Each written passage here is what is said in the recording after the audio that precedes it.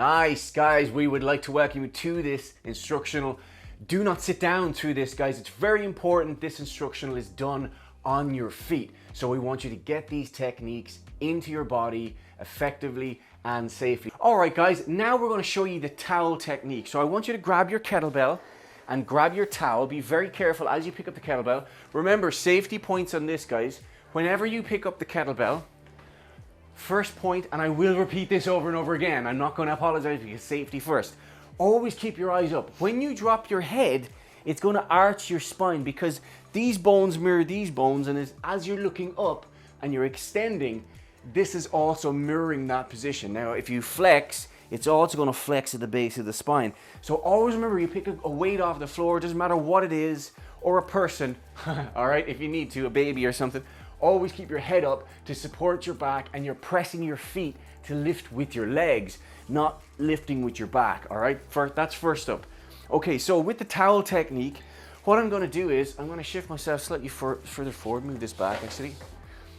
We're going to slip the towel in around the kettlebell, okay? So we want the kettlebell positioned on this angle, and you want enough room to be able to wrap your hands around comfortably. So if you see that wrap, guys, here, it's around at least one rotation around the hand. You don't want to be just holding it like this, all right? So wrap it in, wrap it around. You see that, Isa? Yep. Good, and the same on the opposite side.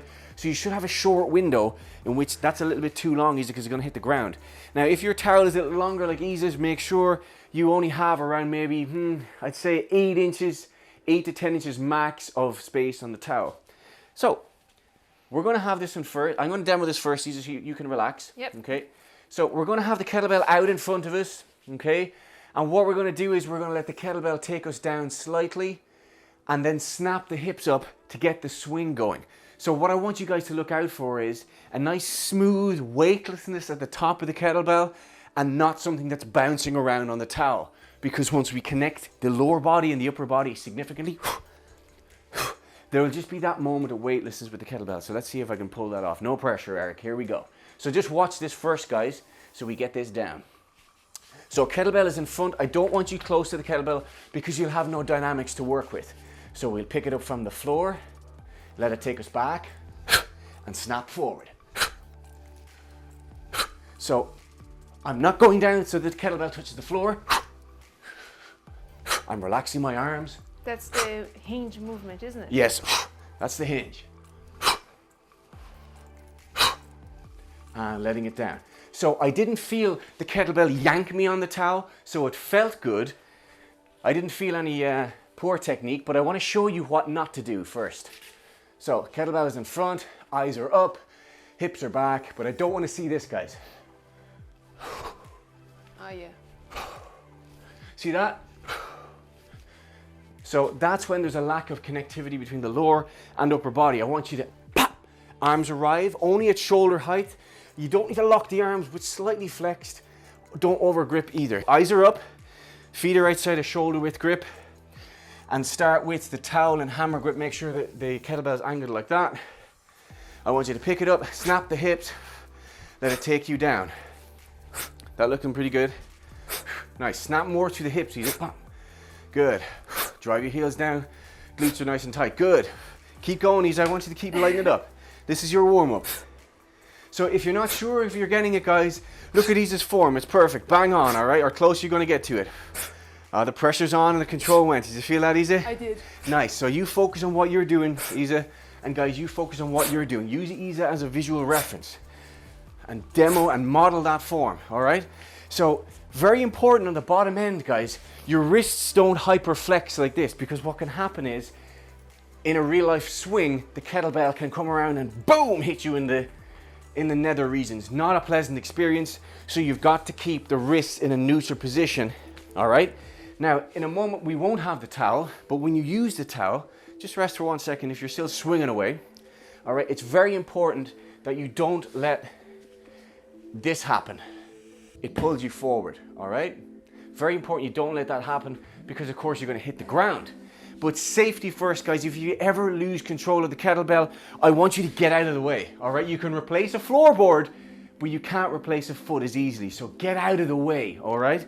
So if that trajectory, that swing is taking you towards the floor or you lose control, please get out of the way, guys. Don't try and rescue it or try and guide it away from your leg.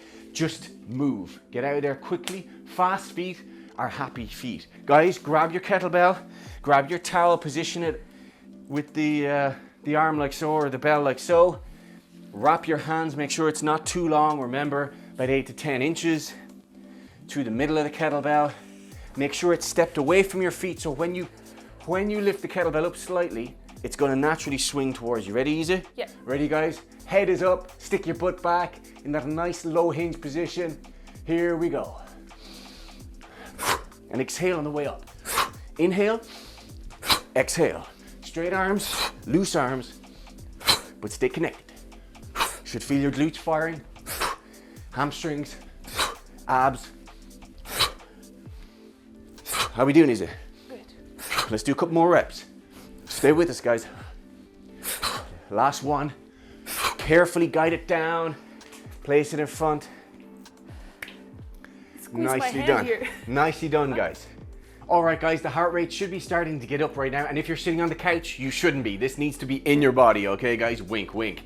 So get rid of the towel, throw it to the side. We're going to apply what we just learned on the kettlebell itself. So this time we're going to turn the kettlebell handle parallel to us, okay? It's going to be an overhand grip. Don't overhook the kettlebell. Don't over grip it. You want it to oscillate through the hands so you don't hurt your hands and you also don't get sticky with that grip either, okay? So feet positioned. I'll go first, easy, just watch, take it in, and then I'll jump in with that. So eyes up.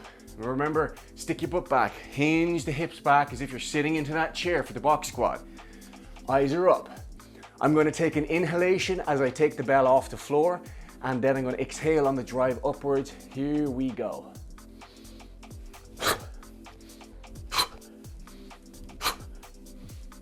Okay, as you'll see, forearms gently touch on the top of my thigh. I'm not coming down here. I'm not turning it under or risking my tailbone. I'm keeping it short, sharp, and tight, okay? Place it carefully down. Keep that nice flat back position. Isa, happy enough to go ahead? Yes. Guys, you happy enough to go ahead? If so, grab your kettlebell, position it as Isa has. It's a little bit, maybe a bit too far, Isa. There you go. All right, ready to go, guys. Position, head is up. We're gonna breathe in. And we go. Exhale, drive up. Press those feet. Remember the basics, don't forget the basics. Now we have a weight in our hands. How does it feel? We're forcing muscle groups to switch on. The abs are being forced to switch on. Glutes and hamstrings are firing.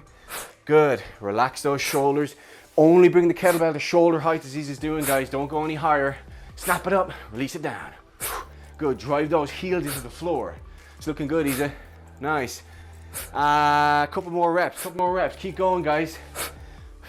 If you're getting a little bit confused or lost or you're not feeling that connectivity, you need to drive more into the floor. Really push into the floor.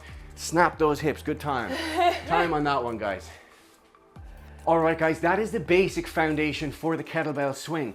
Don't overcomplicate it. Remember the basics. Sit your hips back. Eyes are up. Inhale on the way down. Exhale on the way up. Brace your abs or breathe behind your shield, so never relax your abdominals. They're constantly always engaged to help support your spine, especially in the downward movement. That's why we breathe in. It helps us to brace the core, okay? Very, very important, guys. Okay? And you should always get that nice linear line in the arms. They shouldn't be up here and they shouldn't be down here. And just a gentle bounce off the front or the inside or your medialis muscle here, all right? So that is the breakdown for the kettlebell swing. You just got to repeat it over and over again. If you have to go back in the video, by all means do.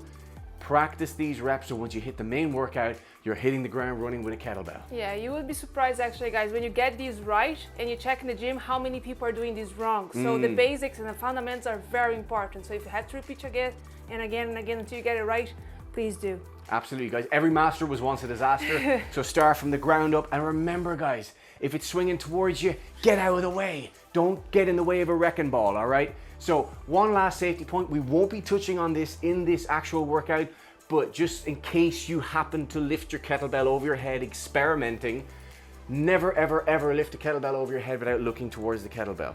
And also we will work on this on one of the techniques in a moment, but if you ever have the kettlebell in the rack position, which means the kettlebell is here shouldered, you never want to be out here. You're always going to, if it's single arm, I'll show you a single arm clean. Okay, so I've cradled it in on my center line, elbow is right tucked into the ribs, abs are tight, elbow or the kettlebell is right, or my fist is right in the center line of my body. I'm not out here. This is the shoulder breaker position right here. You don't want to be here because all the pressure's here. Here, nice and tight and close. Now for the ladies, you have breasts, which obviously we have to adapt around, all right? So you don't want to crush the breast uncomfortably, but you don't want to be right here either. Get that comfortable balance for you. Keep the forearm vertical, keep that fist locked. You don't want to flex your wrist because that's going to hurt your shoulder. Boom.